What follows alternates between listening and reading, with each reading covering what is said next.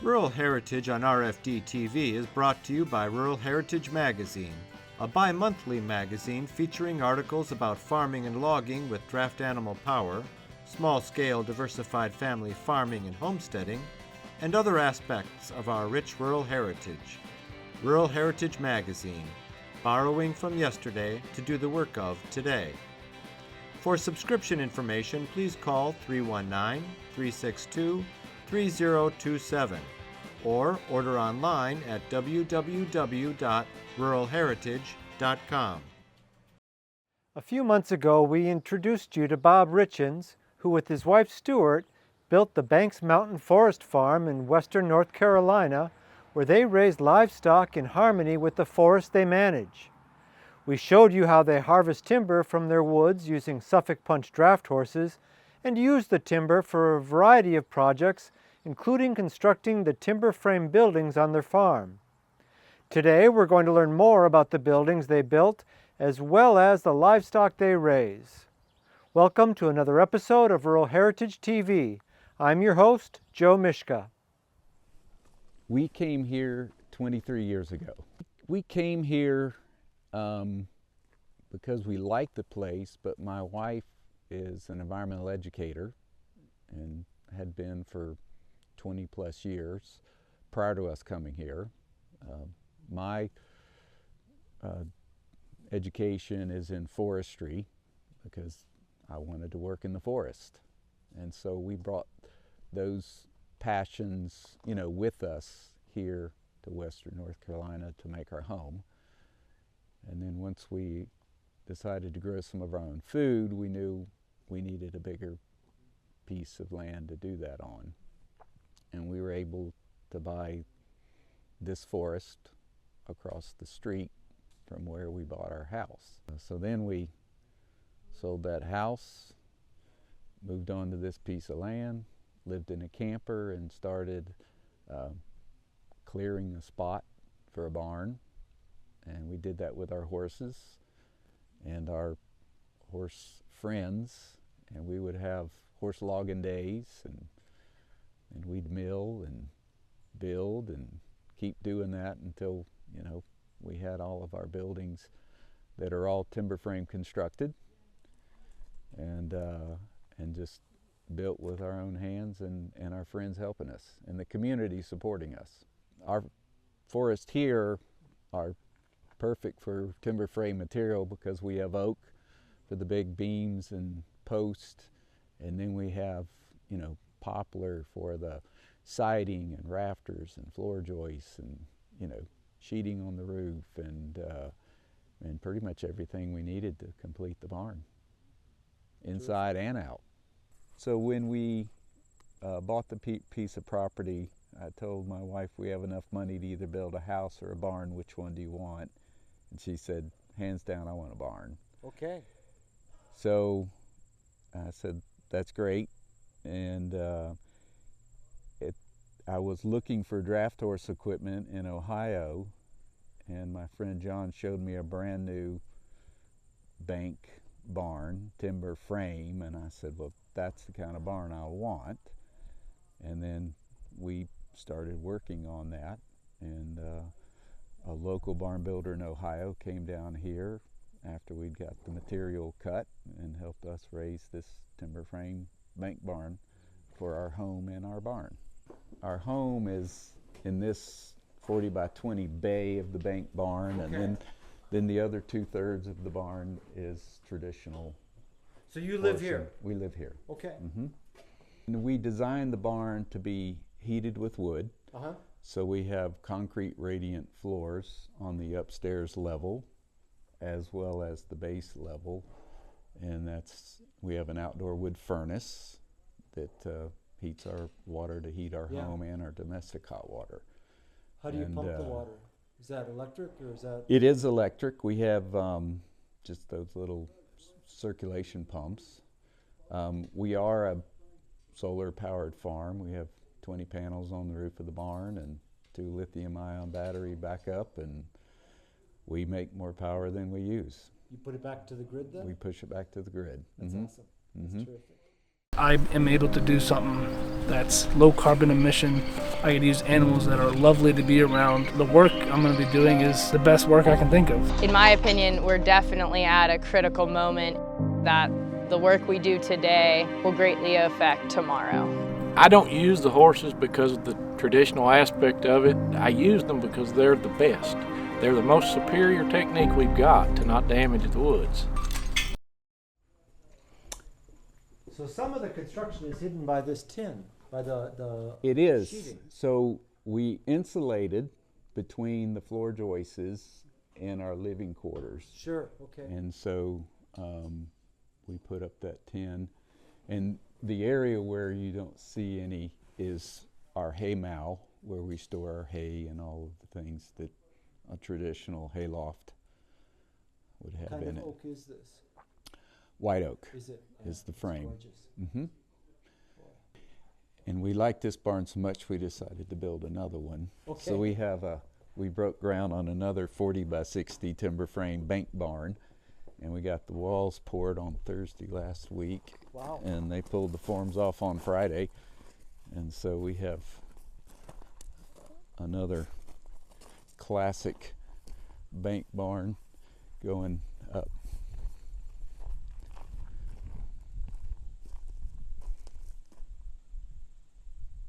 So when you dug away to put the barn in, you're moving a lot of the stone? Yeah. It's a pretty rocky ground here. This is, yep.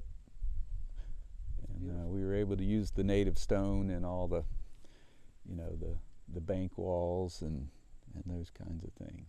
Mm-hmm. So it's 2-story? It is. Well, actually, it's 3 because our master bedroom's in a loft Okay, above right. the 2nd floor. Okay. But you put up small square bale hay, or? You know, we buy our hay because our farm is mostly forest. Okay, so you're buying There's round bales? we're buying the big square bales. Okay. Mm-hmm. All right. So yeah, this is. Oh, wow. Yep. Is this poplar here then? Actually, that's ash. Is it? Okay. Because we've had to start cutting our ash trees due to the emerald Oh, ash right. borer infestation. Sure. And so what do you do with it? Right, right. Everything that you need done. Right. We just, instead of poplar, which is what we have mostly, we're just substituting the ash wood. So we've moved our living quarters and we added a guest bedroom wing. and bath and a dining room. Okay. Which is one of the reasons we're building another barn, is because we keep encroaching on this barn space. Right. Right. Oh, it's lovely. But, Oh, that's gorgeous. yeah, and it's we just Wow. it keep expanding out on the deck. Wow, you don't need to have any artwork. You've got views. My goodness. But so this deck was built out of locust, since we wanted it to last a long time and to be exposed. So that's very So, rot resistant. Very. Mm-hmm.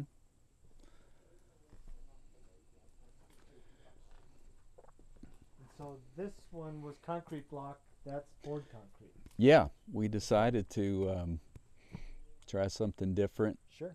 The cost difference between the block and the poured concrete wasn't significant, and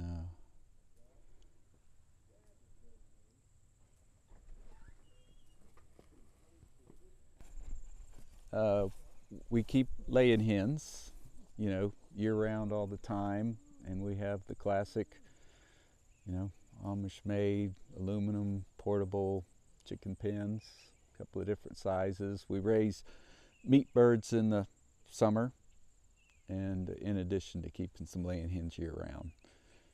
And this year we found a local farmer who brought his plucker and scalder up and did all 25 in a matter of a couple hours. Isn't that nice? That's amazing. Yeah, yeah. That makes raising meat birds possible. Right. Or, you know, that you'd want to do it again. Right. It's efficient. it's not, it's outside, it's in the fresh air, but it's efficient. Very much so. It's a beautiful mix. You know, and so, but every structure on the farm is timber frame. Yeah. And this was our last big project, which is a wood shed. You know, for someone who heats with wood, we've managed to go a long time without a wood shed. That's a good example for people to see who might not know what timber framing means exactly. That's right. So maybe you could point out what are some of the features, and I'm going to use the wrong words, but the mortise and the peg and the construction. Yeah. And, you know, again, we're using ash lumber from the ash trees that were infected and would go to waste if we didn't cut them and mill them. And, you know, and our buildings are more than just buildings. You know, the art of timber framing is so beautiful, and it lends itself to post and beam, which is easier to cut on the mill, very strong structurally, and you know, it's also art, in my opinion. Absolutely. And it's long lasting. Very much so. It actually improves as it swells. It does. And you know, and this is just 6x6 and you know, 2x4s and 3x8 rafters, and just, you know, it's very stout and will outlast us for sure. We just harvested all of our hogs last week. Okay. We raised 5 hogs, and we cooked one for the forestry field day, and we had the 4 processed into pork chops and sausage and put it in our farm store. And so do you farrow to finish? Do you buy? We Clifford Okay. is the farrower. Okay. And you know, when he knows I need pigs in the spring, and he kind of plans accordingly. Okay. Yeah. He's been crossing Berkshires and Tamsworth and Dorsets. Nice. And he just keeps improving it. Right. And they grow out really well. If you enjoy seeing how our ancestors lived during America's rule yesterday, you're going to love looking at these books. Volume 1 is fieldwork showing horses and vintage tractors preparing seed beds, planting, cultivating, and harvesting the crop. Volume 2 shows the work being done in the barn and farmyard, feeding and watering the livestock, getting the crop into the barn, milking the cows, shearing the sheep, and collecting the eggs. In Volume 3, we go inside the home to see the family in the kitchen canning vegetables, in the parlor listening to the radio, and in the dining room for family supper. We also head into town to shop at the general store or visit on the town square on Saturday night. Each book has over 140 large format pages. They sell for $24.95 each, or you can buy 2 for $44.95, or all 3 for $54.95 plus shipping. Call 1-877-647-2452 to order. That's 1-877-647-2452. Here's our blueberry and raspberry patch that just blows our mind with production every single year. Do you have deer up here? We have a lot of deer. White-tailed deer? Or a lot of white-tailed deer, but with 7 livestock guardian dogs, yeah, we never see them right. inside the farm fence. Right. We have currently a small herd of boar meat goats. We've processed, harvested everything except a couple of does and a breeding buck, and they're grazing down in this patch of woods here. Okay. You've got multiple profit centers for your livelihood. Yes, we do. And it would take a while probably to list all of them. Yeah. But it includes the farm, products from the farm. Yes. But you also do consulting work. I do. Yep. So I am a forester. Right. And I consult with energy companies, electric and gas, and we assist them in managing their trees along the rights of ways, you know, for safety, reliability, access, and then in the forest floor on the right of way, managing that as an early successional ecosystem with grasses and forbs and low-growing shrubs for, you know, it meets their objectives, and it also provides a great forest edge for all kinds of insects and birds and wildlife. It's got to be pretty fulfilling work. It is very fulfilling, yeah. It's got to be. It's, you know, there's really millions and millions of acres of right-of-way Right. that if managed, you can achieve great pollinator habitat and all kinds of desirable outcomes, including recreation. Right. Yeah. You know? Yeah. And it's They've got to do something with it, and they're willing to spend. I mean, they've got the money. They do. So they can do They what's do. right. And when you manage it and you're engaged in that, the cost of maintaining it goes down. Right. It's sustainable. It is. Yeah. Yeah. Yeah. That's terrific. So, but so here, Clifford's mare Rosie and my gelding Copper have been working together as a team. For the first time on Thursday, for the second time on Saturday, and they've done remarkably well. Clifford raised my gelding Copper. I bought him from Clifford last year as a 3-year-old gelding who was halter broke, and everything I asked him to do, he did willingly the first time. It's quite amazing. And so yeah, he's growing out nice. We put a stick on him last night, and he was 17 hands. Nice. Mm-hmm. Yeah. Which is a good size for pulling logs up the mountain. Right. Right. The perception of people that Suffolk horses are small is something that is sometimes reinforced by what they see, but often not. No. Particularly when you know, his father is 𝗦𝗦𝗕𝗦𝗦. Right. You know. Right. Yeah, say more. Right, and then when you start talking about pulling power, just power close to the ground, just the workhorse part of it, it's night and day. Yep. So we're going to harness up? Yeah, if you want to. Yeah, let's do that.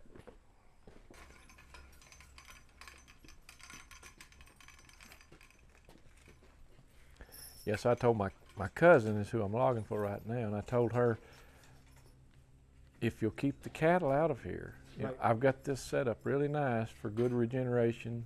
You know, we've thinned out a lot of the beech. Beech is almost invasive in some places. So we've got it thinned out. We've got a lot of nice specimens of white oak we left. And I said, if you'll just keep the cows out. And when cows go into forest that's coming back, they'll chew off the top. Yeah, just like the white-tailed deer. And that timber then comes up all forked, right? Yeah. Well, if it even comes up. Okay. I mean, sometimes it just looks like a national Bush. like a park where they come in and maintain it. It's beautiful. I mean, as far as walking, it's easy to walk in, but there's nothing coming on. There's no young trees coming on, so that forest is going to eventually just be non-existent, you know.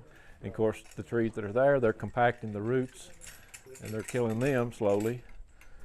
So it's a bad thing that they do, but you can't hardly convince farmers not to do it. Right. It's shade for their animals. You know, usually there's water nearby. I understand it from their perspective, but it's not good for the forest at all. Right. Yeah. I sold my old team of geldings to Acadia National Park in Maine. Have you ever been there? Yeah, well, I haven't, but I know it. Well, so the guy, he was smart, and he made the deal with me that I'd deliver the horses.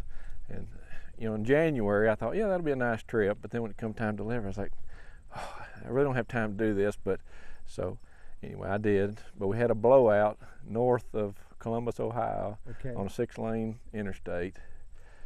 And I didn't have a spare. And so there we were on the side of the road.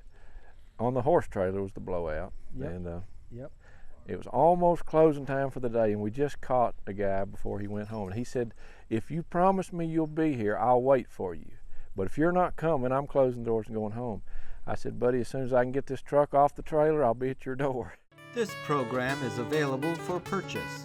To order your copy, please call 319-362-3027 or visit www.ruralheritage.com. Rural Heritage is a bi-monthly magazine dedicated to draft animal farming and logging, as well as other aspects of our rich rural heritage.